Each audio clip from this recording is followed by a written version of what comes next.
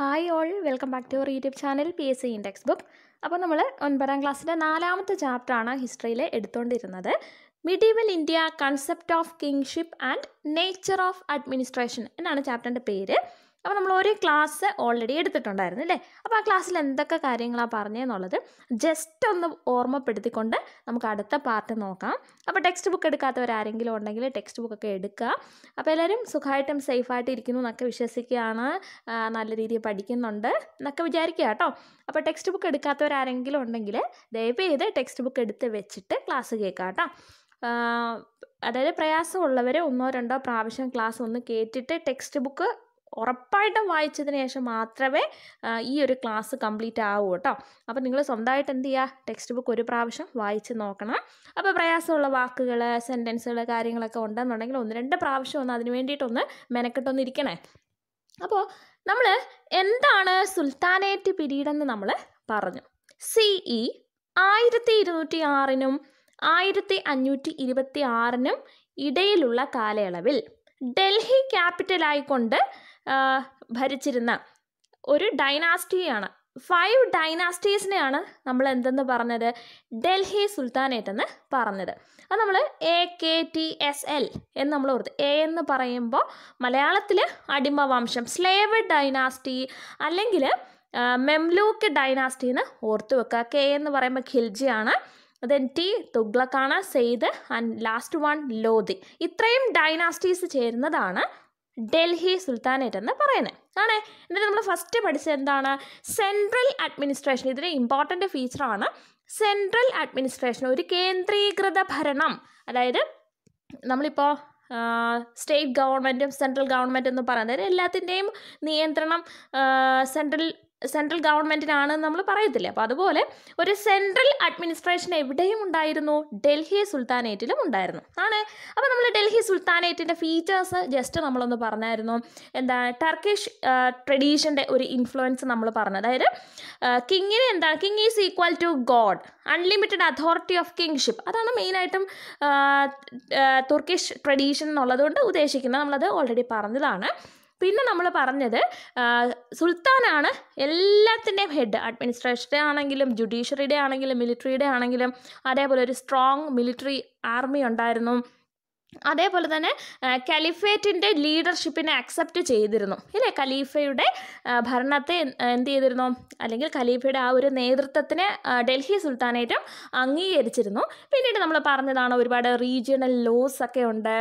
അതേപോലെ തന്നെ അഡ്മിനിസ്ട്രേഷൻ്റെ കൺവീനിയൻസിന് വേണ്ടിയിട്ട് കൺട്രിയെ പലതായിട്ട് ഡിവൈഡ് ചെയ്തിരുന്നു എന്നൊക്കെ തുടങ്ങിയ കുറച്ച് ഫീച്ചേഴ്സ് നമ്മൾ ഓൾറെഡി പറഞ്ഞു.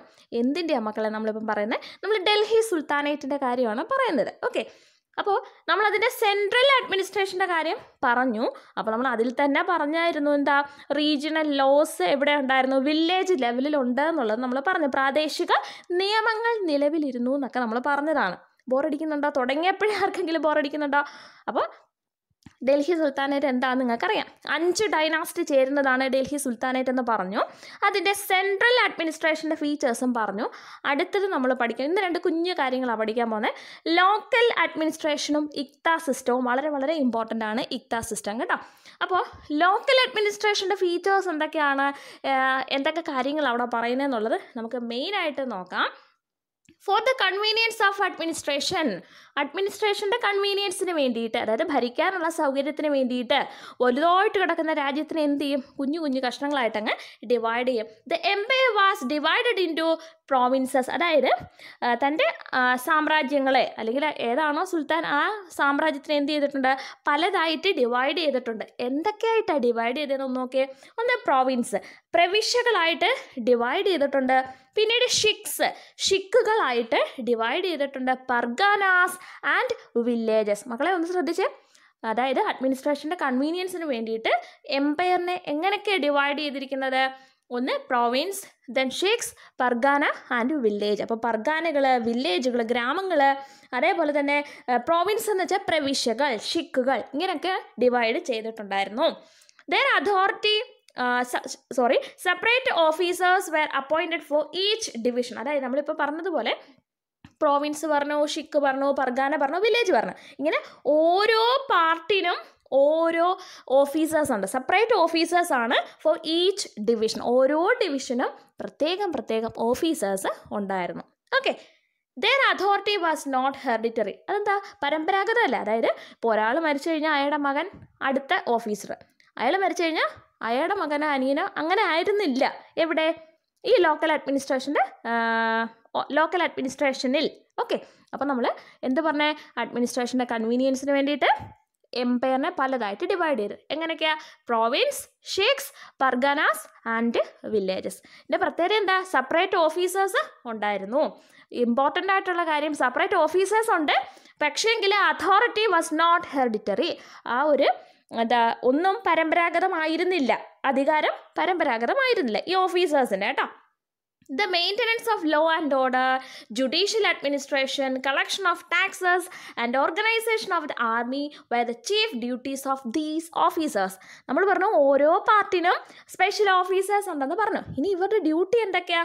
First one, maintenance of law and order, ക്രമസമാധാന പരിപാലനം. അതായത് നമ്മുടെ ഇപ്പോൾ പോലീസ് ചെയ്യുന്ന കാര്യങ്ങൾ, അതായത് നിയമങ്ങളെല്ലാം എല്ലാവരും അനുസരിക്കുന്നുണ്ടോ, ആരെങ്കിലുമൊക്കെ ലംഘിക്കുന്നുണ്ടെങ്കിൽ അവരെ കണ്ടുപിടിക്കുക, അവർക്കുള്ള പണിഷ്മെൻറ്റ് കൊടുക്കുക, ആ ഒരു കാര്യം. അതായത് അങ്ങനെയുള്ളവരെ കണ്ടുപിടിക്കുക, അതാണ് maintenance of law and order. Then judicial administration, നീതിന്യായ നിർവഹണം, അതാണ് ജുഡീഷ്യൽ അഡ്മിനിസ്ട്രേഷൻ എന്ന് പറഞ്ഞത്. ഈ കുറ്റം ചെയ്തവർക്ക് ആവശ്യമായിട്ടുള്ള പണിഷ്മെൻറ്റ് നൽകുക. Then collection of taxes and organisation of the army. എന്ത് ചെയ്യുക? ടാക്സസ്, നികുതികൾ കളക്ട് ചെയ്യുക. അതേപോലെ തന്നെ ഓർഗനൈസേഷൻ ഓഫ്, അതായത് സൈനികരുണ്ടല്ലോ, അവരൊക്കെ എന്ത് ചെയ്യുക? ഓർഗനൈസ് ചെയ്യുക, നല്ല രീതിയിൽ സംഘടിപ്പിക്കുക, അല്ലെങ്കിൽ സൈനിക സംഘാടനം എന്ന് നമുക്ക് മലയാളം കറക്റ്റ് വേർഡ് പറയാം. ഈ ഓർഗനൈസേഷൻ ഓഫ് ആർമി എന്ന് വെച്ച് കഴിഞ്ഞാൽ എന്താ? നമ്മൾ ഓൾറെഡി പറഞ്ഞായിരുന്നല്ലോ, പലതരത്തിലുള്ള ഇൻവാഷൻസ് കാണാം, അതല്ലെങ്കിൽ തങ്ങളുടെ എംപയർ എക്സ്റ്റെൻഡ് ചെയ്യുന്നതിൻ്റെയൊക്കെ ഭാഗമായിട്ട് അവർക്കൊരു സ്ട്രോങ് മിലിറ്ററി ഉണ്ടെന്ന് പറഞ്ഞല്ലോ. അപ്പോൾ ആ ആർമി എന്ത് ചെയ്യുക? നല്ല രീതിയിൽ ഓർഗനൈസ് ചെയ്യുക. ഇതൊക്കെ ഈ സ്പെഷ്യൽ ഓഫീസേഴ്സിൻ്റെ ഡ്യൂട്ടിയാണ്. They were under the direct control of the sultan. അപ്പോൾ ഇവരൊക്കെ ഇവരുടെ ഇഷ്ടത്തിനനുസരിച്ചാണോ ഓരോ കാര്യങ്ങളും ചെയ്യുന്നത്? അല്ല, ഇവരൊക്കെ ആര് കൺട്രോൾ ചെയ്യുന്നുണ്ട്? സുൽത്താൻ്റെ നിയന്ത്രണത്തിലാണ് ഈ പറഞ്ഞ സ്പെഷ്യൽ ഓഫീസേഴ്സ് എല്ലാവരും. പക്ഷേങ്കിൽ but the Sultan did not directly intervene in the administration of the villages. പക്ഷേ എങ്കിൽ എന്താ? സുൽത്താൻ ഒരു കാരണവശാലും നേരിട്ട് ഈ ഗ്രാമങ്ങളുടെ അല്ലെങ്കിൽ വില്ലേജിൻ്റെ അഡ്മിനിസ്ട്രേഷനിൽ ഇടപെട്ടിരുന്നില്ല. അത് ഇമ്പോർട്ടൻ്റ് ആണ്. അപ്പോൾ കുഞ്ഞു കുഞ്ഞു കാര്യങ്ങളാണ് നമ്മൾ പറഞ്ഞത്. എന്താ? അഡ്മിനിസ്ട്രേഷൻ്റെ കൺവീനിയൻസിന് വേണ്ടിയിട്ട് എംപയറിനെ എങ്ങനെയൊക്കെ ഡിവൈഡ് ചെയ്തിരുന്നു? Province, shiqs, parganas and villages. പ്രധാനപ്പെട്ട കാര്യം എന്താ? ഓരോ പാർട്ടിനും സെപ്പറേറ്റ് ഓഫീസേഴ്സ് ഉണ്ടായിരുന്നു. പക്ഷേങ്കിൽ എന്താ? അല്ലെങ്കിൽ ഏതെങ്കിലും ഒരെണ്ണം ഉപയോഗിച്ചാൽ മതി. പക്ഷേ ഞാൻ എപ്പോഴും പറയുമ്പോൾ ഇങ്ങനെ പറയുന്നത്, അതൊന്ന് എക്സ്ക്യൂസ് ചെയ്തേക്കണം. എനിക്കറിയാം ഇങ്ങനെ പറഞ്ഞുകൂടാ, എങ്കിലും പക്ഷേ എനിക്ക് അതങ്ങ് ആ ഒരു ശീലം അങ്ങ് ആയി വന്നേക്കാം. അപ്പോൾ സ്പെഷ്യൽ ഓഫീസേഴ്സിന് എന്താണ്? അവരുടെ അതോറിറ്റി എന്ന് പറയുന്നത് ഹെറിഡിറ്ററി അല്ല, അത് ഓർത്ത് വച്ചേക്കാം. പിന്നെ അവരുടെ ഡ്യൂട്ടീസ് എന്തൊക്കെയാണ്? Maintenance of law and order, judicial administration, collection of taxes and organisation of the army. Okay, then നമ്മൾ പറഞ്ഞു സുൽത്താൻ്റെ ഡയറക്റ്റ് കൺട്രോളിലാണ് ഈ കാര്യങ്ങളെല്ലാം നടക്കുന്നത്. പക്ഷേ sultan did not directly intervene in the administration of villages. കേട്ടോ, അതൊന്ന് ഓർത്ത് വെച്ചേക്കാം കേട്ടോ. അപ്പോൾ നമ്മളിപ്പോൾ ഒരു കാര്യം വായിക്കുമ്പോൾ അതെന്താണ്, എന്നിട്ടത് മലയാളത്തിൽ, നമ്മളിപ്പോൾ എത്ര ഇംഗ്ലീഷ് മീഡിയം ആണെന്ന് പറഞ്ഞാൽ കാര്യങ്ങൾ മനസ്സിലാക്കുന്നത് നമ്മുടെ ബ്രെയിൻ മലയാളത്തിലാണല്ലോ. അപ്പോൾ അതൊരു സ്റ്റോറി പോലെ ഓർത്ത് വെച്ചിട്ട് അതിനെ സെൻറ്റൻസ് ആക്കി മാറ്റാൻ ശ്രമിക്കുക കേട്ടോ. അപ്പോൾ ഞാൻ എപ്പോഴും പറയും, നമ്മളിപ്പോൾ ഇംഗ്ലീഷ് മീഡിയത്തിൽ ടെക്സ്റ്റൊക്കെ വെച്ച് പഠിപ്പിച്ചെന്ന് പറഞ്ഞാലും എനിക്ക് നേരിട്ടറിയാവുന്ന ഒരുപാട് കുഞ്ഞുങ്ങൾക്ക് ഇത് വായിച്ചു കൊടുക്കാനോ ഇതിൻ്റെ അർത്ഥം പറയാനോ ഒന്നും ആരും ഇല്ല. അങ്ങനെയുള്ള കുഞ്ഞുങ്ങളും ഉണ്ടല്ലോ. അപ്പോൾ അതുകൊണ്ടാണ് ഈ ടെക്സ്റ്റ് ബുക്ക് വെച്ചിട്ട് ഇങ്ങനെ പറയുന്നത്. അപ്പോൾ ഒരുപാട് നല്ല നല്ല അധ്യാപകർ ഇതിനെക്കുറിച്ചൊക്കെ ഡീറ്റെയിൽ ആയിട്ട് കാര്യങ്ങളൊക്കെ പറഞ്ഞ് നിങ്ങൾക്ക് മനസ്സിലാക്കി തരും. പക്ഷേ ഇത് ഒന്നും പറഞ്ഞു കൊടുക്കാനില്ലാത്തവർക്ക് ആരെങ്കിലും ഒന്ന് പറഞ്ഞു കൊടുക്കണം. ആ ഒരു രീതിയിൽ എൻ്റെ ക്ലാസ് കാണാവുള്ളൂ കേട്ടോ. ഒരിക്കലും ഇതൊരു പെർഫെക്റ്റ് ക്ലാസ് അല്ല, ഞാൻ എപ്പോഴും പറയും. പിന്നെ നിങ്ങളുടെ കമൻസ് വരും, ചേച്ചി ബാക്കി ക്ലാസ് ഇടുമെന്ന് പറയുമ്പോഴാണ് അടുത്ത ക്ലാസ് ഇടുന്നത് കേട്ടോ. അപ്പോൾ നിങ്ങൾക്ക് മനസ്സിലായോ ലോക്കൽ അഡ്മിനിസ്ട്രേഷൻ നമ്മൾ എന്തോ പഠിക്കുന്നത് ഡൽഹി സുൽത്താനേറ്റിനെ കുറിച്ചാണ് പഠിക്കുന്നത്. അവിടുത്തെ സെൻട്രൽ അഡ്മിനിസ്ട്രേഷൻ നമ്മൾ പറഞ്ഞു, ഇങ്ങനെയൊക്കെയാണ് കാര്യങ്ങൾ. പിന്നീട് നമ്മൾ ലോക്കൽ അഡ്മിനിസ്ട്രേഷൻ പറഞ്ഞു. അപ്പോഴാണ് നമ്മൾ പറഞ്ഞ province, shiqs, parganas and villages, ഗ്രാമങ്ങളായിട്ടൊക്കെ ഡിവൈഡ് ചെയ്തിരുന്നു എന്നുള്ളത്. ഓക്കെ, ഇനി നമ്മൾ അടുത്തത് പഠിക്കാൻ പോകുന്നത് ഇക്ത സിസ്റ്റം. മക്കളെ, അതിന് മുന്നേ ടെക്സ്റ്റിൽ കൊടുത്തിട്ടുണ്ട് ലോക്കൽ അഡ്മിനിസ്ട്രേഷൻ നമ്മൾ പറഞ്ഞല്ലോ ഓരോന്നായിട്ട് ഡിവൈഡ് ചെയ്യും, ഓരോ പാർട്ടിനും സെപ്പറേറ്റ് ഒഫീഷ്യൽസ് അല്ലെങ്കിൽ ഓഫീസേഴ്സ് ഉണ്ടെന്ന് പറഞ്ഞില്ലേ. അപ്പോൾ ഇവിടെ ടെക്സ്റ്റിൽ ജസ്റ്റ് പറഞ്ഞിട്ടുണ്ട് ഓരോ പാർട്ടിൻ്റെയും ഒഫീഷ്യൽസ് ആരൊക്കെയാണ് എന്നുള്ളത്. അപ്പോൾ നമുക്ക് ജസ്റ്റ് അതൊന്ന് നോക്കാം കേട്ടോ. The local administrative divisions and respective officers of sultanate period. നോക്കിക്കേ, പ്രൊവിൻസ്, പ്രവിശ്യകളുടെ തലവൻ ആരാണെന്നുള്ളത് മുക്തി ഓർ വാലി. വാലിയല്ല, വാലി കേട്ടോ. അപ്പോൾ പ്രൊവിൻസിൻ്റെ ഡ്യൂട്ടി അല്ലെങ്കിൽ പ്രൊവിൻസിൻ്റെ കാര്യങ്ങളെല്ലാം നടത്തുന്നത് ആരാണ്? മുക്തി അല്ലെങ്കിൽ വാലി. ദെൻ ഷിക്കിൻ്റെ ഓഫീസർ ആരാണ്? ഷിഖ്ദാർ കേട്ടോ. ഷിഖ്ദാർ ആണ് ഷിക്കിൻ്റെ ഓഫീസർ. പർഗാനയുടെ ആരാണ്? അമിൽ. പർഗാനയുടെ അമിലാണ്. ദെൻ വില്ലേജിൻ്റെത് ശ്രദ്ധിക്കണം, മുഖദം കേട്ടോ, മുഖദം. അപ്പോൾ ഉച്ചാരണമൊക്കെ ഒന്ന് ശ്രദ്ധിച്ചേക്കണേ. അപ്പോൾ പ്രോവിൻസിൻ്റെ മുക്തി അല്ലെങ്കിൽ വാലി, ദെൻ ഷിക്കിൻ്റെ ഷിഖ്ദാർ, പർഗാനയുടെ അമിലാണ്, വില്ലേജിൻ്റെത് മുഖദം. ഓക്കെ, എങ്കിൽ നമുക്ക് അടുത്തത് ഇക്ത സിസ്റ്റം നോക്കാം. ഈ ഇക്ത സിസ്റ്റം അല്ലെങ്കിൽ ഇക്ത സമ്പ്രദായം എന്ന് പറയുന്നത് ഡൽഹി സുൽത്താനേറ്റിൻ്റെ തുടക്കകാലങ്ങളിലായിരുന്നു ഇക്ത സിസ്റ്റം കേട്ടോ, അല്ലെങ്കിൽ ഇക്ത സമ്പ്രദായം എന്ന് പറയുന്നത്. പിന്നീട് ഈ സെൻട്രൽ അഡ്മിനിസ്ട്രേഷൻ അങ്ങ് സ്ട്രോങ് ആയപ്പോഴത്തേക്ക് ഈ പറഞ്ഞ ഇക്ത സിസ്റ്റം ഒക്കെ അങ്ങ് മാറി.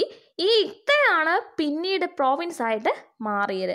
പക്ഷേ ഇതിൻ്റെ ഹെഡ് അല്ലെങ്കിൽ ആ ഓഫീസർമാരുടെ പേരൊക്കെ അതൊക്കെയാണ് എങ്കിലും മനസ്സിൽ വെച്ചേക്കണം, ഡൽഹി സുൽത്താനേറ്റിൻ്റെ ബിഗിനിങ്ങിലാണ്, during the beginning of the sultanate period, ആ ടൈമിലാണ് ഈ സംഭവം ഉള്ളതെന്ന് ഒന്ന് മനസ്സിൽ വെച്ചേക്കാം കേട്ടോ.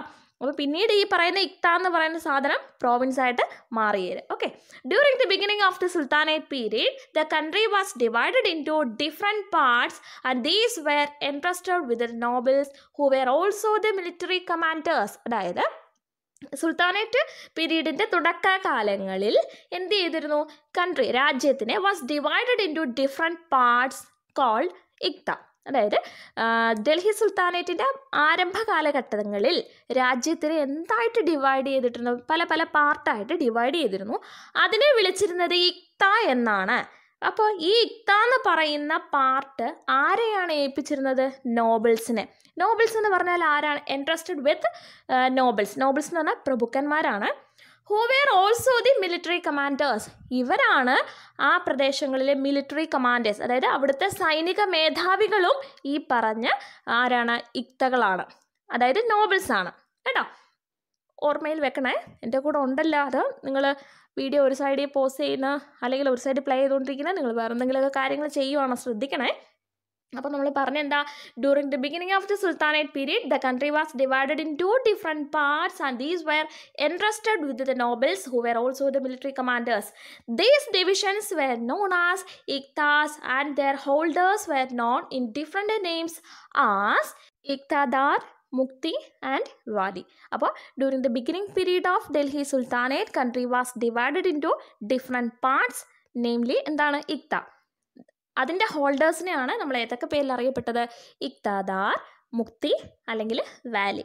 ഓക്കെ, ഇനി ഇവരുടെ ഡ്യൂട്ടി എന്താണെന്ന് നോക്കാം.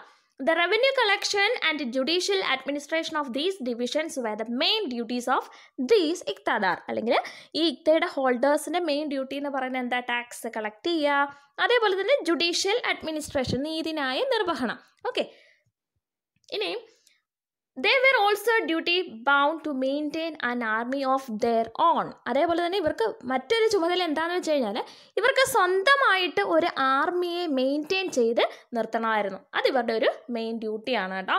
they were also duty bound to maintain an army of their own. They used part of the revenue collected from the Ikta for their own expense and the rest for conducting the administration. പറഞ്ഞല്ലോ, ഇക്താദാറിൻ്റെ duty എന്ന് പറയുന്നത് tax collection ഉണ്ട്. അപ്പോൾ ഈ collect ചെയ്യുന്ന ടാക്സിൻ്റെ ഒരു part, അതായത് collect ചെയ്യുന്ന നികുതിയുടെ ഒരു ഭാഗം അവർ എന്തിനാണ് ഉപയോഗിച്ചുകൊണ്ടിരുന്നത്? ഫോർ ദെയർ ഓൺ എക്സ്പെൻസ്, അവരുടെ ചെലവുകൾക്കും. ആൻഡ് ബാക്കിയുള്ളത് and rest for conducting the administration, ബാക്കിയുള്ളത് ഭരണകാര്യങ്ങൾക്കും വേണ്ടിയിട്ടാണ് അവർ യൂസ് ചെയ്തിരുന്നത് കേട്ടോ. But they were not provided with independent authority. പക്ഷേ ഇവർക്ക് ഇൻഡിപെൻഡൻ്റ് ആയിട്ടുള്ള ഒരു അതോറിറ്റി ഇല്ലായിരുന്നു അവർക്ക്. അതായത് അവർക്ക് ഇഷ്ടമുള്ള കാര്യങ്ങളൊന്നും ചെയ്യാൻ പറ്റത്തില്ല. When the administration at the center became strong, the authority of the ഇഖ്താദാർ got restricted. അതായത് സെൻട്രൽ അഡ്മിനിസ്ട്രേഷൻ സ്ട്രോങ് ആയപ്പോൾ ഈ പറയുന്ന ഇഖ്താദാർമാരുടെ ഭരണം അല്ലെങ്കിൽ അവരുടെ ആ ഒരു അധികാരങ്ങൾ, അതോറിറ്റിയൊക്കെ അവർക്ക് ഒരുപാട് റെസ്ട്രിക്ഷൻസ് വന്നു, നിയന്ത്രണങ്ങൾ വന്നു. അതായത് അവർക്ക് ആദ്യമുള്ള അത്രയും പവേഴ്സ് ഒന്നും സെൻട്രൽ അഡ്മിനിസ്ട്രേഷന് നല്ല രീതിയിലായപ്പോഴത്തേക്ക് പിന്നീട് ഇവർക്ക് വലിയ അധികാരങ്ങളൊന്നും ഇല്ലായിരുന്നു. So the iqtas later become the provinces. പിന്നീട് ഇവരെന്ത് ചെയ്തു? പിന്നീടാണ് ഈ ഇഖ്ത എന്ന് പറയുന്ന റീജിയൻ പ്രോവിൻസ് ആയിട്ട് അങ്ങ് മാറിയത്. ഓക്കെ, അപ്പോൾ ഇഖ്ത സിസ്റ്റം എന്ന് പറയുന്നത് എന്താണ് എന്നുള്ളത് ഓർത്ത് വെച്ചിരിക്കുക. During the beginning of Delhi sultanate country എന്താ ഡിഫറെൻറ്റ് പാർട്സ് ആയിട്ട് ഡിവൈഡ് ചെയ്തിരുന്നു. അതിൽ ഇഖ്ത എന്ന് പറഞ്ഞു. ഇഖ്തയുടെ ഹോൾഡേഴ്സിനെയാണ് ഇഖ്താദാർ എന്ന് അറിയപ്പെട്ടിരുന്നത്. അവരുടെ മെയിൻ ഡ്യൂട്ടി എന്ന് പറയുന്നത് റവന്യൂ കളക്ഷനും ജുഡീഷ്യൽ അഡ്മിനിസ്ട്രേഷനുമാണ്. പിന്നീട് അവർക്ക് സ്വന്തമായിട്ടൊരു ആർമിയെ മെയിൻറ്റെയിൻ ചെയ്ത് കൊണ്ടുപോകണമായിരുന്നു. പിന്നെ ഈ ടാക്സ് കളക്ട് ചെയ്യുന്നതിൻ്റെ ഒരു part the used their own expenses and the rest for the administration. ഇത്രയുമാണ് ഇഖ്ത സിസ്റ്റവുമായിട്ട് ബന്ധപ്പെട്ട പോയിന്റ്. അടുത്തത് മാർക്കറ്റ് റീഫോംസിനെ കുറിച്ചാണ് നമ്മൾ അടുത്തത് പഠിക്കാൻ പോകുന്നത്. അതായത് അലാവുദ്ദീൻ ഖിൽജി നടപ്പിലാക്കിയ മാർക്കറ്റ് റീഫോംസ്, കമ്പോള പരിഷ്കരണത്തെക്കുറിച്ചാണ് നമ്മൾ അടുത്ത് പഠിക്കാൻ പോകുന്നത്. അപ്പോൾ അതിന് തൊട്ട് മുന്നായിട്ട് സുൽത്താനേറ്റ് കാലഘട്ടത്തിൽ നിർമ്മിച്ച ഒരു കോട്ട, ദൗലത്താബാദ് ഫോർട്ടിൻ്റെ ചിത്രമാണ് ഇവിടെ കാണിച്ചിട്ടുള്ളത്. ജസ്റ്റ് ഒന്ന് നോക്കിയേക്കാം കേട്ടോ. അപ്പോൾ മാർക്കറ്റ് റീഫോംസിനെ കുറിച്ച് നോക്കാം. അപ്പോൾ ഇത് ആരാണ് ഇംപ്ലിമെൻറ്റ് ചെയ്തതെന്നുള്ളത് വളരെ വളരെ ഇമ്പോർട്ടൻ്റ് ആണ്. PSC പരീക്ഷകൾക്കൊക്കെ ഒരുപാട് പ്രാവശ്യം ചോദിച്ചിട്ടുള്ള സാധനമാണ് കേട്ടോ മാർക്കറ്റ് റീഫോംസ്. അപ്പോൾ PSCക്കൊക്കെ പ്രിപ്പയർ ചെയ്യുന്നവരുണ്ടെങ്കിൽ നിങ്ങളൊന്ന് ചോദിക്കുക കേട്ടോ. കമ്പോള പരിഷ്കരണം നടപ്പിലാക്കിയ സുൽത്താൻ ആരാണ് എന്നുള്ളത്. അപ്പോൾ അലാവുദ്ദീൻ ഖിൽജിയാണ്. ഓക്കെ, അപ്പോൾ ഇത് എന്തിനു വേണ്ടിയിട്ടാണ് എന്നുള്ളതാണ് നമ്മൾ ആദ്യം തന്നെ നോക്കാൻ പോകുന്നത്. നിങ്ങൾക്കറിയാമല്ലോ, നമ്മളിപ്പോൾ ഓൾറെഡി പറഞ്ഞു, സുൽത്താനേറ്റ് പീരീഡ് എന്ന് പറയുമ്പോൾ തന്നെ ഒരു സ്ട്രോങ് ആർമി അവർ എപ്പോഴും മെയിൻറ്റെയിൻ ചെയ്ത് കൊണ്ടുപോയിരുന്നു എന്നുള്ളത്. അപ്പോൾ അതിലാണ് അവരുടെ എല്ലാ സ്ട്രെങ്തും. Okay, the Sultanate rule of Delhi was based on the strength of the army. The sultans always paid attention to maintain a well-equipped army. Market regulation of Alauddin Khilji was a reform implemented with the intention of maintaining a large army with less expenditure. അതായത് അവർക്ക് ഒരു strong army അവർക്ക് എപ്പോഴും maintain ചെയ്ത് പോകണമായിരുന്നു. അപ്പോൾ ഈ ആർമിക്ക്, സൈന്യത്തിന് എന്ത് ചെയ്യണം? അവരെ മെയിൻറ്റെയിൻ ചെയ്ത് പോകണമെന്നുണ്ടെങ്കിൽ നല്ല ചിലവുള്ള കാര്യമല്ലേ. അവർക്ക് ആവശ്യമായിട്ടുള്ള സാധനങ്ങളൊക്കെ വേണം, അതേപോലെ തന്നെ ആയുധങ്ങൾ, കാര്യങ്ങൾ, ഭക്ഷണം, ഇതെല്ലാം അവർക്ക് വാങ്ങിക്കണം. അപ്പോൾ ഇതിനൊക്കെ ചിലവ് കൂടുതലാണെന്നുണ്ടെങ്കിൽ, അതായത് വില കൂടുതലാണെന്നുണ്ടെങ്കിൽ ഒരു സ്ട്രോങ് ആർമിയെ മെയിൻറ്റെയിൻ ചെയ്യുക എന്നുള്ളത് ശരിക്കും എക്സ്പെൻസ് ആയിട്ടുള്ളൊരു കാര്യമാണ്. അപ്പോൾ അലാവുദ്ദീൻ ഖിൽജി മാർക്കറ്റ് റെഗുലേഷൻ നടത്തിയത് എന്തിനാണെന്ന് വെച്ച് കഴിഞ്ഞാൽ, വളരെ ചിലവ് കുറഞ്ഞ രീതിയിൽ ലാർജ് ആർമി വിത്ത് ലെസ് എക്സ്പെൻഡിച്ചർ, ഇതായിരുന്നു മാർക്കറ്റ് റീഫോംസിൻ്റെ അല്ലെങ്കിൽ മാർക്കറ്റ് റെഗുലേഷൻ്റെ എയിം എന്ന് പറയുന്നത്. അതായത് ചിലവ് കുറഞ്ഞ ഒരു വലിയ സൈന്യത്തിനെ മെയിൻറ്റെയിൻ ചെയ്തുകൊണ്ട് പോകാൻ വേണ്ടിയിട്ടാണ്. It was necessary to control the prices of essential commodities to reduce the military expenditure. അപ്പോൾ സൈന്യത്തിനുള്ള ചിലവ് കുറയ്ക്കണമെങ്കിൽ അവർക്ക് ആവശ്യമുള്ള സാധനത്തിൻ്റെ വിലയും കുറവായിരിക്കണമല്ലോ. അപ്പോൾ എന്ത് ചെയ്യണം? ആ കമോഡിറ്റീസിൻ്റെ, ആ സാധനങ്ങളുടെ വില കുറയ്ക്കണം. Hence, as a part of this, the government fixed the prices of essential commodities. കണ്ടോ? അപ്പോൾ ഇതിൻ്റെ ഭാഗമായിട്ട് ഗവൺമെൻറ് എന്ത് ചെയ്തു? അതായത് ആവശ്യമുള്ള സാധനങ്ങളുടെ എല്ലാം വില ഗവൺമെൻറ് നിശ്ചയിച്ചു. അപ്പോൾ അതിൽ കൂട്ടി ആർക്കും എന്ത് ചെയ്യാൻ പറ്റില്ല? കച്ചവടം ചെയ്യാൻ പറ്റത്തില്ല. Hence, the merchants were forced to sell their products at the fixed price. Black marketers and hoarders were strictly punished. കണ്ടോ? അപ്പോൾ അവർക്ക് ഗവൺമെൻറ് ഒരു ഫിക്സഡ് പ്രൈസ് നിശ്ചയിച്ചു. അപ്പോൾ എന്ത് ചെയ്യുക? അതിൽ കൂടുതൽ വിലയ്ക്ക് അവർക്ക് വിൽക്കാൻ പറ്റത്തില്ല. അതേപോലെ തന്നെ കരിഞ്ചന്തക്കാർക്കും പൂഴ്ത്തിവെപ്പുകാർക്കും, black marketers and hoarders were strictly punished. അതായത് കരിഞ്ചന്ത വിൽക്കുക എന്ന് പറഞ്ഞു കഴിഞ്ഞാൽ അറിയാമല്ലോ, അതായത് ഉള്ള സാധനം വില കൂട്ടി വിൽക്കുക. പിന്നെ പൂഴ്ത്തി വെക്കുക എന്ന് വെച്ച് കഴിഞ്ഞാൽ എന്താ? ഇപ്പോൾ പഞ്ചസാരയൊക്കെ ധാരാളം ഉണ്ടെങ്കിൽ പക്ഷേ അതിൻ്റെ വില കൂട്ടാൻ വേണ്ടിയിട്ട് അവരാരും സാധനങ്ങളില്ല എന്ന് പറയും. അത് ചോദിച്ചു വരുന്നവർക്ക് അത് കൊടുക്കത്തില്ല. അതാണ് പൂഴ്ത്തിവെപ്പ് എന്ന് പറയുന്നത്. അപ്പോൾ ഇങ്ങനെയുള്ളവർക്കൊക്കെ ശരിക്കും പണിഷ്മെൻറ്റ് കിട്ടിത്തുടങ്ങി. The weights and measures were unified. എന്ന് വെച്ചാൽ എന്താ? അളവ് തൂക്ക സമ്പ്രദായങ്ങളെല്ലാം യൂണിഫൈഡ്, ഏകീകരിച്ചു. അതായത് എല്ലാ സ്ഥലങ്ങളിലും ഒരേപോലത്തെ അളവ് തൂക്ക സമ്പ്രദായം, അതായത് വെയിങ് മെഷീനൊക്കെ ഉണ്ടല്ലോ, അത് ഒരേപോലുള്ള സാധനങ്ങൾ മാത്രമേ ഉപയോഗിക്കാൻ പാടുള്ളൂ. ഇതിൽ എന്തെങ്കിലുമൊക്കെ അലിക്കുലത്ത് കാണിച്ചു കഴിഞ്ഞാൽ അപ്പോഴേ പണിഷ്മെൻറ്റ്, സുൽത്താൻ്റെ ആളുകൾ അപ്പോഴേ എന്ത് ചെയ്യും, ഓഫീസേഴ്സ് പണിഷ്മെൻറ്റ് കൊടുക്കും കേട്ടോ. The government establish granaries to store the grains bought from the peasants. അതായത് ഫാമേഴ്സിൽ നിന്ന്, കർഷകരിൽ നിന്ന് ഡയറക്റ്റ് എന്ത് ചെയ്യുക, ധാന്യങ്ങളൊക്കെ സംഭരിക്കാൻ വേണ്ടിയിട്ട് അവർ ഗ്രാനറീസ് എന്ത് ചെയ്തു, കൊണ്ടുവന്നു. ഗവൺമെൻറ് തന്നെ ധാന്യപ്പുരകൾ ധാരാളമായിട്ട് കൊണ്ടുവന്നു. The corns were distributed during the time of famines at a moderate price. അപ്പോൾ ഇങ്ങനെ ഗ്രാനറീസ് കൊണ്ടുവന്നപ്പോൾ ഉള്ള ഒരു കാര്യം എന്താ, ഇത് ക്ഷാമകാലങ്ങളിൽ എന്ത് ചെയ്തു, ഇത് ഒരു മോഡറേറ്റ് പ്രൈസിൽ, ഒരു മിതമായ വിലയ്ക്ക് ഇത് മറ്റുള്ളവർക്ക് നൽകുകയും ചെയ്തു. Officers were appointed for the strict implementation of the market regulation. കണ്ടോ, അപ്പോൾ ഇങ്ങനെ ഈ മാർക്കറ്റ് റെഗുലേഷൻ, കമ്പോള നിയമങ്ങളൊക്കെ സ്ട്രിക്റ്റായിട്ട് നടപ്പിലാക്കാൻ വേണ്ടിയിട്ട് ഓഫീസേഴ്സിനെയും കൊണ്ടുപോകും. ഒന്ന് ആലോചിച്ച് നോക്കിക്കേ, ഇത് ഏത് കാലഘട്ടത്തിലെ കാര്യമാണ് നമ്മൾ ഈ പഠിക്കുന്നത്? 1206 1526 കാലഘട്ടത്തിൽ നടന്ന കാര്യങ്ങളാണ് പറയുന്നത്. ഇപ്പോൾ ഒന്ന് ആലോചിച്ച് നോക്കേ, എന്തൊക്കെ നിയമങ്ങളുണ്ട്, എന്തൊക്കെയാണെന്ന് പറഞ്ഞാൽ എന്തൊക്കെ കാര്യങ്ങളാണ് നടക്കുന്നത്. അപ്പോൾ ഒന്ന് ആലോചിക്കണം കേട്ടോ. As a result, the soldiers were able to purchase commodities at a moderate price. അപ്പോൾ സാധനങ്ങളുടെ എല്ലാം വില കുറയ്ക്കാൻ വേണ്ടിയിട്ടാണ് ഇന്ന കാര്യങ്ങളെല്ലാം ചെയ്തത്. അപ്പോൾ ഫൈനലി എന്ത് ചെയ്തിട്ട് അതുപോലെ ഓഫീസേഴ്സിനെ അപ്പോയിൻറ്റ് ചെയ്തു, ഇതൊക്കെ ഇംപ്ലിമെൻറ്റ് ചെയ്യാൻ വേണ്ടിയിട്ട്. അതിൻ്റെ ഫലമായിട്ട് കാര്യങ്ങളൊക്കെ സ്മൂത്തായിട്ട് നടക്കാൻ തുടങ്ങി. അവസാനം പട്ടാളക്കാർക്ക് അവരുടെ ആവശ്യമായിട്ടുള്ള സാധനങ്ങൾ ഒരു മോഡറേറ്റ് പ്രൈസിൽ അവർക്ക് കിട്ടാനും തുടങ്ങി.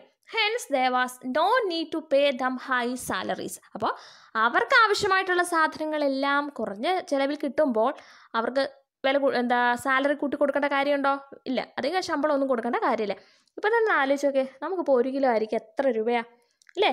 അപ്പോൾ ഈ സമയത്ത് സാധനങ്ങളെല്ലാം വില കൂടുമ്പോൾ, അത് പണ്ടിപ്പോൾ ഒരു ദിവസം സാധാ ജോലി ചെയ്തിട്ടുണ്ട്, അതായത് മേശപ്പണി അങ്ങനെയുള്ള മൈക്കാട് അങ്ങനെയുള്ള കാര്യങ്ങളൊക്കെ, അല്ലെങ്കിൽ കാർപ്പൻറ്റർ എന്ത് വേണമെങ്കിലും ആയിക്കോട്ടെ, ഒരു ദിവസം പണ്ട്, അതായത് കുറേ വർഷങ്ങൾക്ക് മുമ്പ് ഇപ്പോൾ 500-600 രൂപയൊക്കെ ആവത്തുള്ളൂ.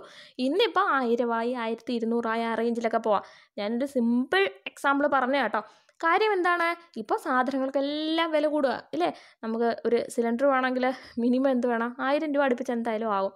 അതേപോലെ തന്നെ പച്ചക്കറിക്കാണെങ്കിൽ ഇപ്പോൾ തക്കാളിയുടെ വില ഒന്നും പറയേ വേണ്ട. അപ്പോൾ ഇങ്ങനെ ഓരോ സാധനത്തിന് വില കൂടുമ്പോഴാണ് സാലറി കൂട്ടുന്നത്. അപ്പോൾ ഇവിടെ അലാവുദ്ദീൻ ഖിൽജി ലെസ് എക്സ്പെൻഡിച്ചറിൽ ലാർജ് ആർമിയെ കൊണ്ടുവരാൻ വേണ്ടിയിട്ടാണ് മാർക്കറ്റ് റെഗുലേഷൻ നടത്തിയത്. അപ്പോൾ പുള്ളിക്കാരൻ വിചാരിച്ച പോലെ തന്നെ സാധനത്തിനെല്ലാം വില കുറഞ്ഞു. അപ്പോൾ സോൾജിയേഴ്സിന് അവർക്ക് ആവശ്യമായിട്ടുള്ള സാധനങ്ങളെല്ലാം മോഡറേറ്റ് റേറ്റിൽ കിട്ടിത്തുടങ്ങി. അപ്പോൾ അവർക്ക് ഒരു ഹൈ സാലറി പേ ചെയ്യേണ്ട ആവശ്യമില്ല. Okay, through these acts the Sultan curtailed the military expenditure and the amount that saved was utilized to enhance the strength of the army.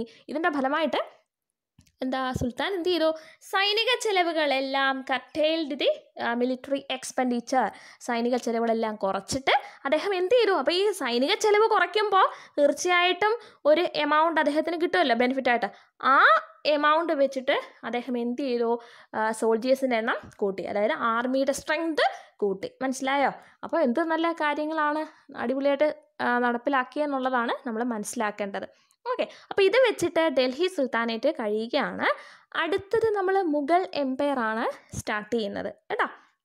അപ്പോൾ ഡൽഹി സുൽത്താനെ കുറിച്ച് ജസ്റ്റ് ഒരു ഐഡിയ നിങ്ങൾക്ക് കിട്ടിയെന്ന് വിചാരിക്കുകയാണ്. Central administration, local administration, iqta system, then market regulation. അപ്പോൾ ഓരോ പോയിന്റിനെ കുറിച്ച് മക്കളെ എന്താണെന്നുള്ളത് ഒരു 4-5 സെൻറ്റൻസിൽ നിങ്ങൾക്ക് എഴുതാൻ അറിയാമല്ലോ. 5 സെൻറ്റൻസ് കൂടുതൽ നിങ്ങൾക്ക് അറിയാമെന്ന് ഞാൻ വിശ്വസിക്കുന്നു. അപ്പോൾ ഇന്നത്തെ ക്ലാസ് നിങ്ങൾക്ക് യൂസ്ഫുൾ ആണെങ്കിൽ തീർച്ചയായിട്ടും നിങ്ങൾ കമൻറ്റ് ചെയ്യുക. ആദ്യം മുതൽ അവസാനം വരെ നിങ്ങൾ കണ്ടിട്ടുണ്ടെങ്കിൽ പ്ലീസ് അതൊന്ന് മെൻഷൻ ചെയ്യണം, എനിക്കൊന്ന് സന്തോഷിക്കാൻ വേണ്ടിയിട്ടാണ്. അപ്പോൾ ഇന്ന് ഈ വീഡിയോ ഇടുന്ന സമയത്ത് നമുക്ക് 90K സബ്സ്ക്രൈബേഴ്സ് ഉണ്ട്. ഭയങ്കര സന്തോഷം കേട്ടോ. ഞാൻ സത്യം പറഞ്ഞുണ്ടല്ലോ ഒരിക്കലും ഒരിക്കലും അപ്പോൾ എല്ലാ യൂട്യൂബേഴ്സും ഇങ്ങനെ ആയിരിക്കും പറയുക, പക്ഷേങ്കിൽ ഞാൻ ഒരിക്കലും വിചാരിച്ചതല്ല എനിക്കൊരു 90K സബ്സ്ക്രൈബേഴ്സൊക്കെ ആവുന്നത്. അപ്പോൾ പണ്ട്, അതായത് ഇത് സ്റ്റാർട്ട് ചെയ്യുന്ന സമയത്ത് ട്യൂഷനൊക്കെ, ആ സമയത്ത് കൊറോണയ്ക്ക് മുമ്പ് വീട്ടിലൊക്കെ ട്യൂഷൻ എടുക്കുമായിരുന്നു കേട്ടോ. ഇപ്പോൾ പക്ഷേങ്കിൽ വീട്ടിൽ ട്യൂഷൻ എടുക്കുന്നില്ല, ഞാൻ കറൻ്റ്ലി ഇപ്പോൾ എടുക്കുന്നില്ല. അപ്പോൾ അന്ന് ഞാനിങ്ങനെ പറയുമായിരുന്നു, നമുക്കൊരു കാര്യം ചെയ്യാം, ഒരു 50K സബ്സ്ക്രൈബേഴ്സ് ആകുമ്പോഴത്തേക്ക് നേരിട്ട് ക്ലാസ് എടുക്കും എന്നൊക്കെ പറയാം. ഒരിക്കലും എനിക്ക് 50K ആവത്തില്ലല്ലോ. അപ്പം പിന്നെ അങ്ങനെയൊക്കെ പറഞ്ഞാൽ എന്താണ്, ദൈവമേ, അങ്ങനെ ഞാൻ പറഞ്ഞിട്ടെങ്കിൽ ഇപ്പോൾ പെട്ടുപോയേനെ. അപ്പോൾ എനിവേ നിങ്ങളുടെ സപ്പോർട്ടാണ് കേട്ടോ. അതായത് മെയിനായിട്ടും PSCക്ക് വേണ്ടിയിട്ടാണ് ഈ ഒരു ചാനൽ സ്റ്റാർട്ട് ചെയ്തതെങ്കിലും ഏറ്റവും കൂടുതൽ സ്കൂൾ കുട്ടികളാണ് എൻ്റെ ക്ലാസ്സുകൾ കാണുന്നത്. കാരണം അതേപോലെ തന്നെ വലിയവർ PSCക്ക് പ്രിപ്പയർ ചെയ്യുന്നവർ എൻ്റെ ക്ലാസ്സിന് അത്രയും അഭിപ്രായങ്ങളൊന്നും പറയാറില്ല. എന്നാൽ ഒരുപാട് പറയുന്നവരുണ്ട് കേട്ടോ. പോസിറ്റീവാണ്. ഇതുവരെ വരുന്ന എല്ലാ കമൻസും ഒരു 99.999% പോസിറ്റീവ് കമൻറ്റ് മാത്രമേ നമുക്ക് ലഭിച്ചിട്ടുള്ളൂ. ഒരുപാട് താങ്ക്സ് കേട്ടോ. അത് നിങ്ങൾ കുട്ടികൾക്കാണ്, പ്രത്യേകിച്ചും 9th സ്റ്റാൻഡേർഡിലെ കുട്ടികളാണ് കൂടുതലും എൻ്റെ ക്ലാസ് കണ്ടിട്ടുള്ളത്. അപ്പോൾ എല്ലാവർക്കും ഒരുപാട് നന്ദി കേട്ടോ. അപ്പോൾ കറണ്ട് വീഡിയോസിനൊന്നും, അല്ലെങ്കിൽ നമ്മൾ പണ്ട് മുതലേ 100 അല്ലെങ്കിൽ 200 300 പേരാണ്. 100ഒക്കെ എന്ന് പറയുന്നത് എൻ്റെ ഭയങ്കര നമ്പറായിരുന്നു കേട്ടോ. അങ്ങനെ ഞെട്ടിച്ചിട്ടാണ് ഞാൻ ഏറ്റവും കൂടുതൽ ഇഷ്ടത്തോടെ ഇട്ടൊരു 9th biology first chapter Malayalam medium ഭയങ്കര ഇഷ്ടമായിട്ട് ഞാൻ തലേ ദിവസമേ, ഞാനിപ്പോൾ ഈ ഇടുന്ന ക്ലാസ്സുകളൊന്നും അങ്ങനെ വലിയ പ്രിപ്പറേഷനും കാര്യങ്ങളൊന്നും ഇല്ലാതെ ടെക്സ്റ്റ് ബുക്ക് ജസ്റ്റ് അന്നേരം കണ്ടു തന്നെ ഇടുക കേട്ടോ. പക്ഷേ 9th ബയോളജിയാണ് ഞാൻ ആദ്യമായിട്ട് തലേ ദിവസം വൈകിട്ട് അങ്ങോട്ട് ജസ്റ്റ് ഒന്ന് വായിച്ച് നോക്കിയിട്ട് എന്നാൽ പിറ്റേന്ന് ഇടാമെന്ന് പറഞ്ഞ് കമ്മ്യൂണിറ്റി ടാബിൽ ആദ്യമായിട്ട് ഇട്ടു. പിറ്റേന്ന് ഞാൻ 9th ബയോളജി തുടങ്ങുക. എനിക്ക് ബയോളജി ഭയങ്കര ഇഷ്ടമാണ് പൊതുവേ. അപ്പോൾ അതിന് തന്നെ നോക്കിയപ്പോൾ ഉണ്ട് കുറേ കഴിഞ്ഞപ്പോൾ 100K. ഒരിക്കലും ഞാൻ വിശ്വസിച്ചില്ല കേട്ടോ. അയ്യോ ദൈവമേ, ഇങ്ങനെ 100K എൻ്റെ ക്ലാസ്സിനോ, ഇങ്ങനെയൊക്കെ. അങ്ങനെ എന്തായാലും ഇപ്പോൾ ഇത്രയൊക്കെ ആയിട്ടോ. ഒരുപാട് നന്ദി കേട്ടോ. എത്ര പറഞ്ഞാൽ അത് എന്താ, നമ്മളിങ്ങനെ പറഞ്ഞാൽ സത്യം പറഞ്ഞാൽ നിങ്ങളൊക്കെ നേരിട്ട് കണ്ടിട്ട് താങ്ക്സ് പറയേണ്ടതാണ്. അതെന്തായാലും ഒരിക്കലും പോസിബിൾ അല്ലല്ലോ. ഓക്കെ, അപ്പോൾ ഒരുപാട് നന്ദി. അപ്പോൾ നിങ്ങൾ എന്ത് ചെയ്യുക, നല്ല രീതിയിൽ പഠിക്കുക, ടെക്സ്റ്റ് ബുക്കൊക്കെ വായിച്ച്. യൂട്യൂബിലൊക്കെ ഒരുപാട് വ്ളോഗ്സ് അവരത് വാങ്ങിക്കുന്ന ഇവരിതും എല്ലാം നല്ല കാര്യങ്ങളൊക്കെ തന്നെയാണ്. പക്ഷേ എങ്കിലും നിങ്ങൾ നിങ്ങളുടെ ഫ്യൂച്ചറിന് വേണ്ടിയിട്ട് കുറച്ച് സമയം മാറ്റി വെക്കുക. അപ്പോൾ അത് ഇങ്ങനെയുള്ള ക്ലാസ്സുകൾ കണ്ടിട്ട് നിങ്ങൾ അങ്ങനെയൊക്കെ ചെയ്യുന്നു എന്നൊക്കെ ഞാൻ വിചാരിക്കുകയാണ്. അപ്പോൾ പ്രത്യേകം ഓർക്കുക, ക്ലാസ് ആദ്യം മുതൽ അവസാനം വരെ കണ്ടിട്ടുണ്ടെങ്കിൽ തീർച്ചയായിട്ടും നിങ്ങളത് കമൻറ്റ് ചെയ്യണം. ചേച്ചി ഫുൾ ക്ലാസ് കേട്ടു എന്ന് കുറേ കുഞ്ഞുങ്ങൾ അങ്ങനെ ചെയ്യാറുണ്ട് കേട്ടോ. അപ്പോൾ തീർച്ചയായിട്ടും നിങ്ങളത് ചെയ്യണം. പിന്നെ വീഡിയോ ഇഷ്ടമാവുകയാണെങ്കിൽ തീർച്ചയായിട്ടും ലൈക്ക് ചെയ്യാൻ മറക്കരുത്. നിങ്ങൾക്ക് അറിയാവുന്ന PSCക്ക് പ്രിപ്പയർ ചെയ്യുന്നവർക്കും അതേപോലെ സ്കൂൾ കുട്ടികൾ നിങ്ങൾക്കറിയാൻ ആരൊക്കെ അറിയാമോ അവർക്കൊക്കെ മാക്സിമം നമ്മുടെ ചാനലിലെ ലിങ്ക് ഒന്ന് ഷെയർ ചെയ്യുക. അതേപോലെ സബ്സ്ക്രൈബ് ചെയ്യുക. ആരെങ്കിലും നമ്മുടെ വീഡിയോ കേൾക്കുന്നുണ്ടെങ്കിൽ അല്ലെങ്കിൽ കാണുന്നുണ്ട് എന്നുണ്ടെങ്കിൽ എന്ത് ചെയ്യുക, പ്ലീസ് കൺസിഡർ സബ്സ്ക്രൈബിങ്. അപ്പോൾ നിങ്ങളുടെ വിലയേറിയ അഭിപ്രായങ്ങൾ കേൾക്കാതെ ഓർത്തുകൊണ്ട് നിർത്തട്ടെ. നന്ദി, നമസ്കാരം.